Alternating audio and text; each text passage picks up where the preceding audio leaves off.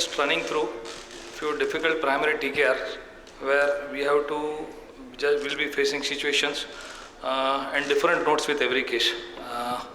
This is my first case. It's a 65-year female. She is a case of severe RA on DMARDs with severe extensive osteoporosis, marked bilateral knees. There is a stress fracture in upper third left tibia also. She was a non-walker. And these are her pre-op x-rays. As we can make out, it was really bad knee. I wonder if her activities of daily livings were also very restricted, and she was in agony. So this is what we did for her. For the left knee, we had used an intramedullary rod. Also simultaneously, we have augmented that thing with a plate on the medial side. We were fortunate to come out with good skin conditions in spite of her severe poor immunity and DMARD status. These are her post-op x-rays. Had few follow-up of 3 months, 6 months, and how she's walking like this. So she's pretty comfortable. We are happy with her outcome, and she still continues her treatment with DMARDs, but now she's walker and she's quite social. Second case, it's a 62 male. It's a non-diabetic subject who had already underwent a HTO 10 years ago. He moved on for 10 years, but his job inclined that his job demanded him to walk, at least climb 2 floors every day till the day he got retired. And there was knee pain which was bothering him more. So here this is his right knee and the left knee. Right knee is still good, he can still pull on. Incidental bilateral bipartite patella you can make out. And the left knee was in a really bad shape. Over here we had to face 2 challenges. First thing was what would be our scar like, and secondly,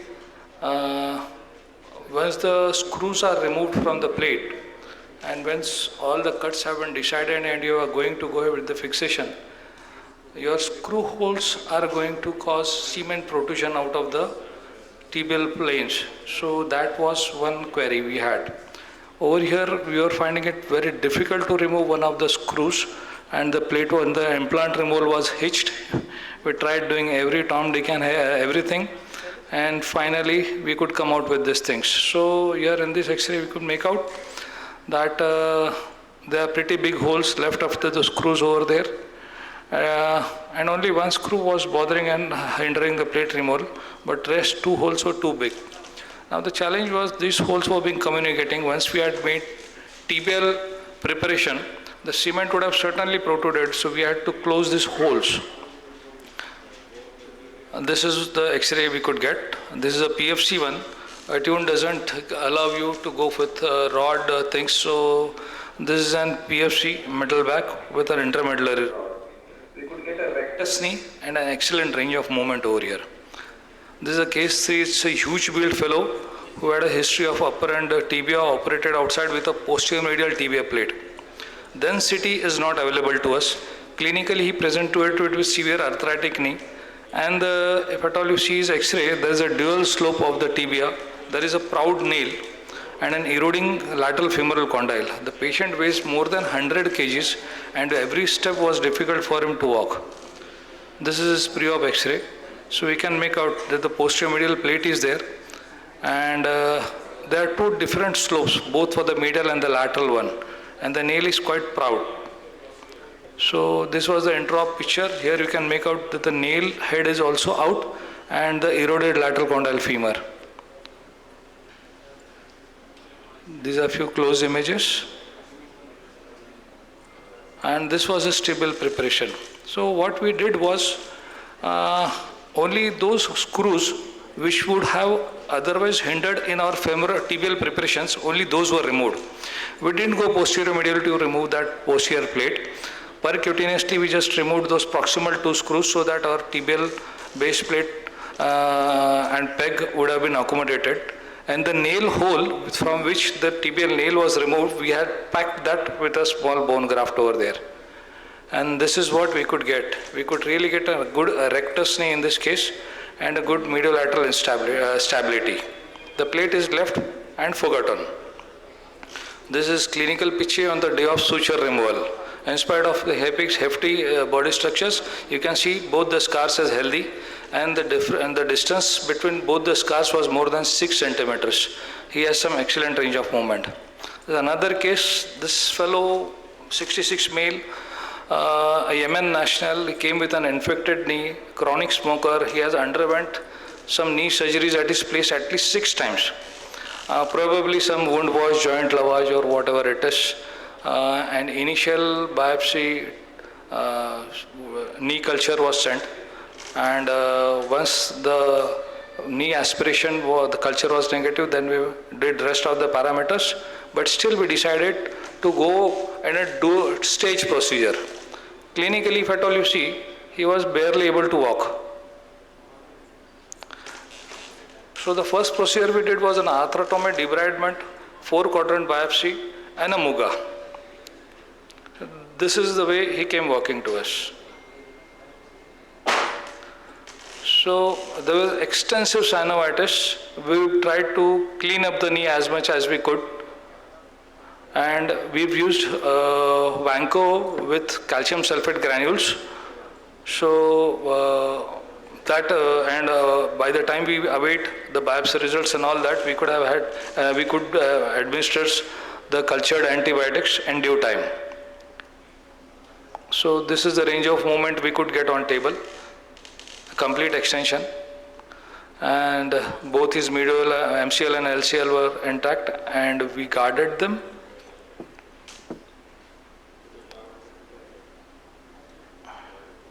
A thorough irrigation, thorough wash, 4-quadrant biopsy, extensive synovectomy.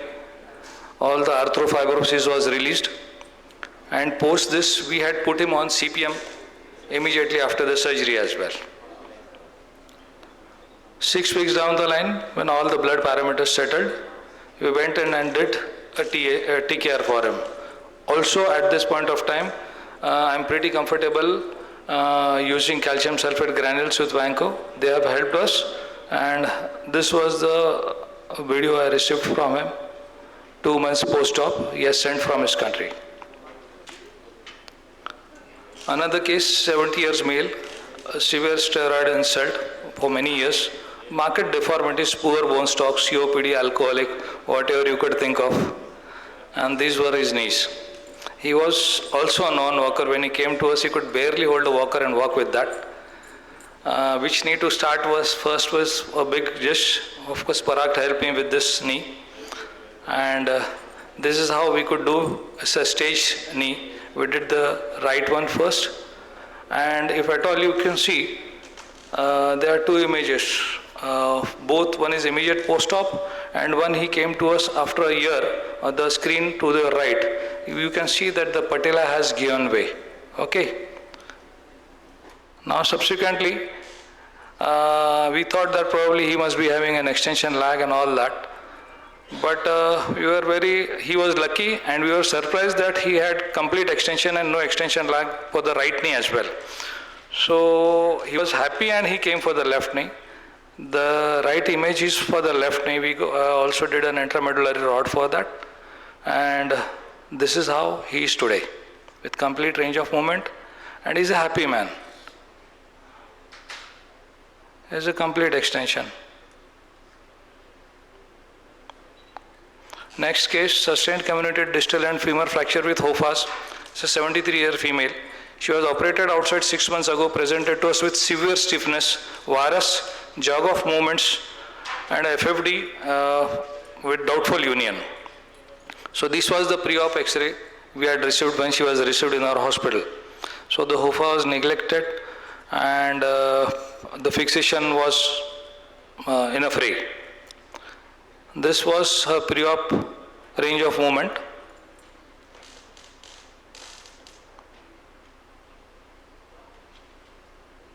So that was the normal knee. And this is the affected knee. This was the only jog we could do. So we had 2 challenges in this case. We had to address the fracture issue. We had to address her knee pain. We had to see that she becomes mobile immediately.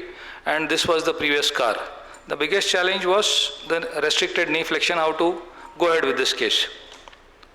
So these are intra-op findings under anesthesia. We thought that probably we'll be able to get some range of movement with some Muga or something like that, but we realized that the knee was quite stiff. So we decided to do a TTO in this case. The first job was to remove the plate, get rid of all whatever the fragments was, and we had gone with an endo processes in this case. This was after the fixation. Here we can see, I guess I don't have a pointer here, you please see that the tuberosity is being removed over there. It's not there in place. And this was the fixation. This is how we did a closure. The TTO was put back in place and sutured with 2 encerclage wires. The challenge was, apart from implant removal, apart from opening up the knee, apart from getting a range of movement, as to where we should be placing our knee scar. Because the previous scar, as I showed you in the previous video and X-ray also, that we had to have some very reasonable good, at least 5 centimeters of good healthy skin in between 2 scars, so that not to land in a skin complication situation as shown in the adjacent photo, which is not of this patient. So this is a video of the same day evening recovery room. The TTO was so nicely held that we could get an active SLR same evening. This is a post-op X-ray, and there she was in the wards. She is happy, she is moving, mobile, and we have reasonably good range of movement. This is another case, 84 years active practicing lawyer came for bilateral severe knee pain. We can make out the posterior osteophytes also. Though the X-ray looked very bad, but this gentleman was still walking good. I'm sorry. The gentleman was still walking good. So we wondered whether he really needs a surgery. But he had an extensively good willpower, and he came only for knee, that eventually he had it, and he now needs a knee replacement. So this is how we went ahead. We had an intra-op complication where we can see that the medial femoral condyle on the left side had shattered. We didn't had, I'm sorry, I'll just wind up. We didn't had a one table medial plate, so 2 sisu screws were used in this case. And what we had promised this gentleman that next day probably he'll be standing, that was not possible. But this gentleman was so, hats off to this old man, he went hopping from the hospital with a walker, hopping on the right operated leg, and the screen on the right shows that the fracture has healed and united. Last case, bilateral underwent TKR 4 years old, repeat trauma, calcaneum fracture, heel degloving, knee blunt trauma. These were her pre-op X-rays. This is how he came to us for the left knee. Only the tibia need to be addressed. We decided to keep the, we decided to not to change the femoral end. We had to remove the tibial base plate. It was like this. There was a huge defect posterior medially on that part, and the challenge was either to use what we say, we go ahead with an tibial augment. The augment comes at least in half of the base plate, meaning that I had to remove whatever good amount of bone support on the medial part of anterior tibial I had. I'll just rush through them. This is the post-op X-ray. We support that with 4 screws. Another case, bad knee. So irrespectively, the robots have helped us with minimum soft tissue dissection. We could get a rectus knee and a good range of movement. So take-home message is that no 2 cases are similar. We should be prepared for all the probable complications that may pop off. That may pop off if at all you don't do homework. So, and you should be able to deal with soft tissue injuries, anchors to hold up your MCL, medial condyle. I guess I have shown one X-ray over here. Here in this case, if at all you see, there was an avulsion of the medial epicondyle. So I had to fix it with a screw over there. This lady went on to do well. So these surprises do pop up. We should be ready. So if we don't plan a surgery, we plan to fail. Thank you.